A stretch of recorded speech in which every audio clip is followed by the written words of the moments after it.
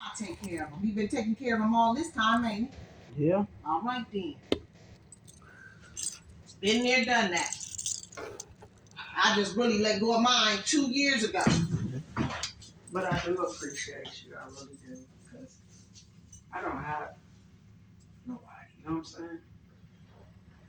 Yeah, you do. I got the man upstairs. All right then. But physically, you know. I know what you're talking you get about. what I'm saying? I just set up. I can tell you this because you're a woman. I had to write a spiritual letter to my mother. It was the most painful thing to do. You had to do what? Write a spiritual letter to my mom because I'm going through a recovery thing. I realized the reason my stepdad treated me the way he did. He was grooming me. My stepdad was a pimp and a drug dealer. My oldest brother told me these things, and I'm looking like, some said call him, because I needed closure. Mm-hmm. I remember my mom telling me, my granddad told him don't come back till she's adult. My stepdad seen my mom when she was 16. They met up when she got in her 30s. But I didn't know the whole story because I was a preteen. I mean, I'm like, okay, mom happy, things all right. But up under all that, behind closed doors, mm-mm. He never liked me in the first place. Mm-mm. You had a smart mouth for a big mouth. Nah, he was an asshole. I was a tomboy. This the way I didn't dress like. I wore jeans, but I was a tomboy. Then he came along, he used to dress like a girl, tight clothes, this, that, and the other. That's why if you ever look at my TikToks, I come out because that's what I end up coming out. I didn't come out because I chose to. I want to just keep things covered. You know what I'm saying?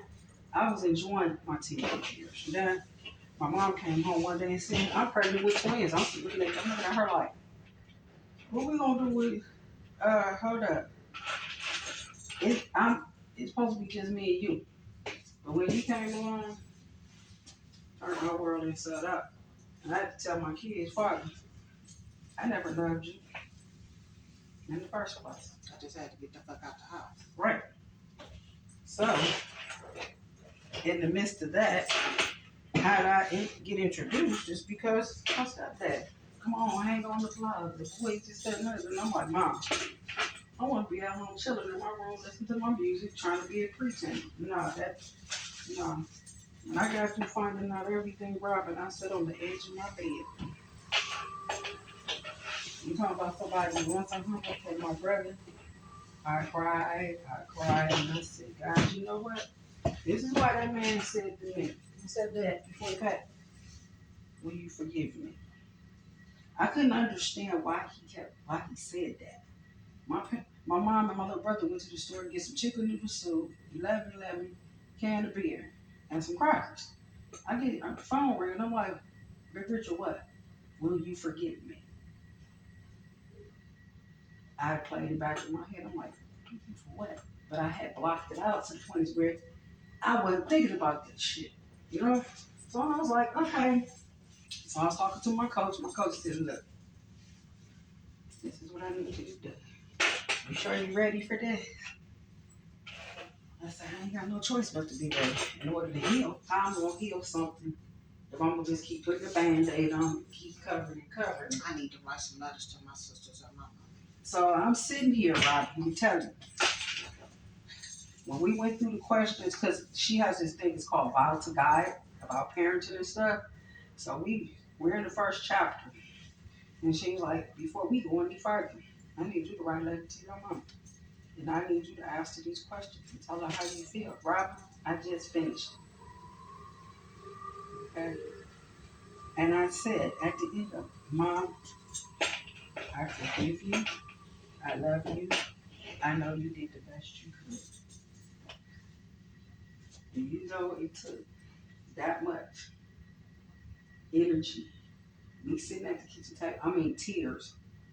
They were just, I'm like, okay. You finally opened up and let it out. I was like, look, this is crazy. But see, when I was growing up, I was like, Mom, I ain't trying to be disrespectful, but this is what. As soon as I would get ready to say something, here he comes. What the fuck? I'm like, never mind. I ain't saying nothing. Anything I said, he cut me off. So my oldest brother told me everything, the whole 9 yards. Robert, you tell you something. My next letter is to him. His spirit ain't resting. Mm-mm. Everything you have done to me has cost me my relationships on how I choose men and how I look at men. How else I was told? What image, what I see is what I do. That's all I knew. So it's like we just did a subject on love affairs. And she was like, and I was honest with the group. I'm not ready for love. Because I still have to finish trying to do. I think that's why I know where you at, and I know where you're doing, and that's why I had to sit back. But she'll be here in March. After I got out this relationship, and it tore me up. Oh my God, it tore me up. For me to let this man know how I feel, and you know what he gonna tell me? Well, if you want to deal with another woman than me, you more than welcome.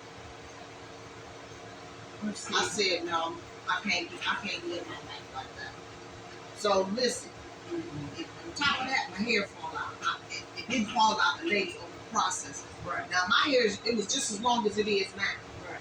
So I had to cut my hair. You know this motherfucker gonna say, "Is you a dyke?" I said, "No, I'm not a dyke, but you can verify it being gay, can't you?" I mean, just try to call me all out my names and everything. See, that's why when I gave you her stuff to watch, I watch. She digs deep. Yeah. Because you know what, I'm gonna tell you something. I had to dig so deep, Robert, to the point where I'm like, okay, am I really ready to say? Because I would approach my mom. My mom was your height, and I'm like, Mom, I'm trying to be. You come to the room. I'm like, I ain't trying to hear it. They last argument was over fucking 8. I kid you not. You broke my motherfucking yoke on my head. I have a video of this. I have videos of them going. He's arguing over an egg. I remember him arguing because he arguing because he don't know his stuff. That's all he is. Not only that, that's when he went to Vietnam, that's what he was. He came back all messed fucked up. Yeah. Like my dad. I understand that. Like my dad. But the thing was, like my dad. You treated me poorly. I didn't know nothing about smoking weed. And then you know what my dad did? One of my dad's very friends. You know my dad had enough. You go to church.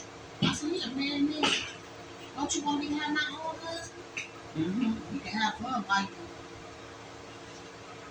I lost all respect for you right there.